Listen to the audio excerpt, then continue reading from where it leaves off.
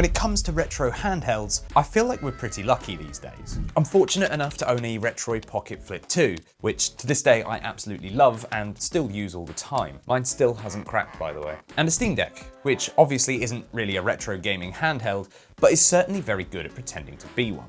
Now, whilst these consoles have no trouble running pretty much any game I throw at them, they've never quite scratched the itch for Nintendo DS and Nintendo 3DS games. This isn't due to performance, as obviously these devices will handle DS games just fine. More to do with the fact that it just doesn't feel right squashing two screens into one. The Nintendo DS did have some absolute classics, such as Pokemon Black and White, Sonic Rush, Animal Crossing, and of course, we can't forget Nintendogs. But what really made the console stand out to me was its first-of-a-kind dual-screen system, rounded off perfectly with a touchscreen at the bottom and a stowable pen, which unfortunately I have lost.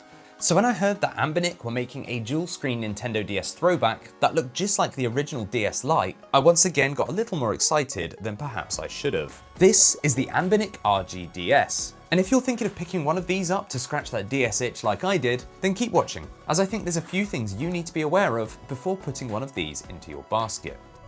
The RGDS is currently priced at just under $95, which is both good and bad depending on who you are and how you intend to use it. Compared to other dual screen options out there, the RGDS is currently the most affordable, and by a good mile, with competitors such as the AYN Thor currently costing $249 for the basic model, or the Ioneo Pocket DS currently costing a whacking $400. As you probably guessed, this is because the specs on the RGDS are significantly lower than its pricier competitors. So what do you get for the $95 price tag? Inside the box, we have the console itself, two screen protectors, a lanyard, a stylus, and a USB-C charging cable.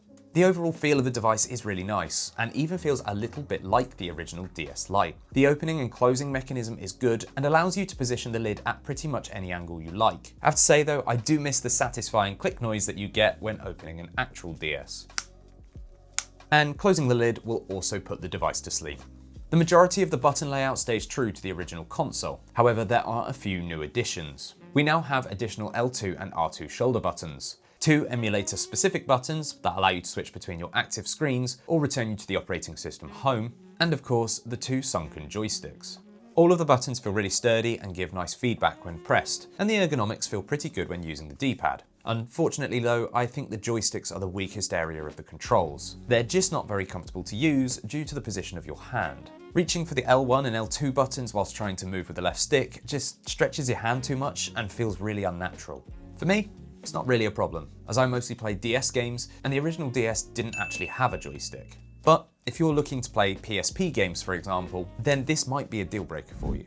I'll pop the specs up on the screen here for you to take a look, and I won't go into too much detail, but I will focus on some of the key areas. First up, the RGDS is using an RK3568 processor, which is a nearly 5-year-old chip. For some, this may set off a few alarm bells, but if you're looking for a pure Nintendo DS emulator, then this shouldn't bother you, as it's more than capable of running just about any DS game you throw at it, as well as emulating a few other retro consoles. That being said, the RGDS was clearly designed specifically with the original Nintendo DS in mind, and not the 3DS. I have tried a few different 3DS games on it, and whilst some do run okay, there just isn't enough power here for most of them to run smoothly, or to even run at all. I've also noticed a bit of input delay when multitasking. Having a YouTube video playing on the bottom screen whilst playing on the top screen can cause problems, but this can vary from game to game, and often gets worse during a longer play session, likely due to heat. Moving on from the processor though, the RGDS has a 3GB of RAM, Bluetooth 4.2 and Wi-Fi 5 connectivity, 32GB of storage with an SD card slot to expand it further if required, and runs on a slightly stripped down version of Android 14, which doesn't seem to contain the Google Play Store. It has a 4000 mAh battery that, according to their website, can last up to 6 hours. I have to say though, in my experience, it does not get 6 hours. I would say on average, I can get 2 to 3 hours out of it depending on the game I'm playing. In addition to this, it seems to take a really long time to charge. By that, I mean it takes about 2 or so hours to get from empty to fully charged. It does use a USB-C connection, which is nice, but don't make the same mistake I did and use the OTG port to charge instead of the DC/USB, as this won't charge the device. Looking at the two screens now, there are two 4-inch 60Hz IPS touchscreens with a resolution of 640 by 480. Like I briefly mentioned earlier, these two screens can be used completely independently of each other, allowing you to browse the internet whilst you play or even run 2 games at the same time. You can swap your active screen by either tapping the screen itself or by pressing the button with the Anbernic logo on it. Each screen supports the rather stylish capacitive stylus, and this isn't particularly accurate. It often doesn't register where I'm tapping.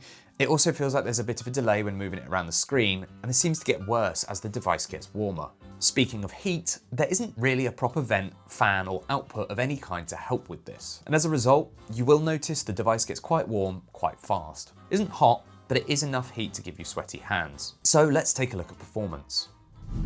Like I've said a few times now, the RGDS is very obviously designed with the Nintendo DS in mind, and is very happy running the vast majority of DS games.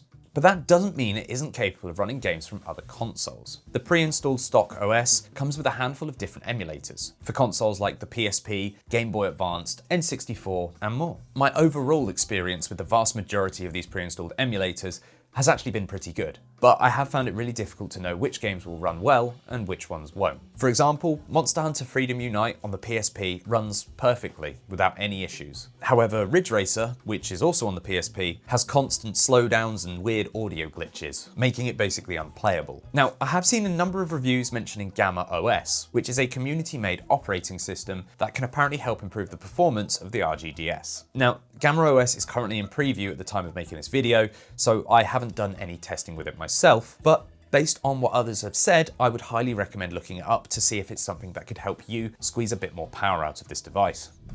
So who is the Anbernic RGDS for? I'd say it's for people like me. It's for someone who specifically wants to play Nintendo DS games the way they were meant to be played, on 2 separate screens. If you grew up with a DS or a DS Lite, there's a huge nostalgia hit here. The clamshell design, the way it feels in your hand, even opening it up just puts you in that DS mindset. It's also for people who don't want to spend $200 to $400 just to play on a dual screen retro handheld. At only $95, the RGDS is genuinely affordable compared to every other dual screen option on the market right now. That being said, it's not for everyone. If you're hoping for a powerful Android handheld that can comfortably run PSP, N64, Dreamcast, or 3DS games, then this isn't it. And if you're planning to rely heavily on the joysticks for more modern or joystick-heavy games, I think you're probably going to have a bit of a tough time with this. As a dedicated Nintendo DS nostalgia machine, it's pretty much spot on, especially for the price. But to me, it definitely feels like a single-purpose device. The older processor, the excessive heat, the battery life, and the inconsistent performance outside of DS emulation means this isn't something I'd recommend as an all-round retro handheld. If you already own something like a Retroid Pocket or a Steam Deck, then you may not need this. Especially so if you're okay with playing everything on one screen. But if the Nintendo DS is your favourite handheld of all time, then you'll definitely find joy picking up one of these. Let me know in the comments what your all-time favourite DS game is so I can give it a shot. See you in the next one.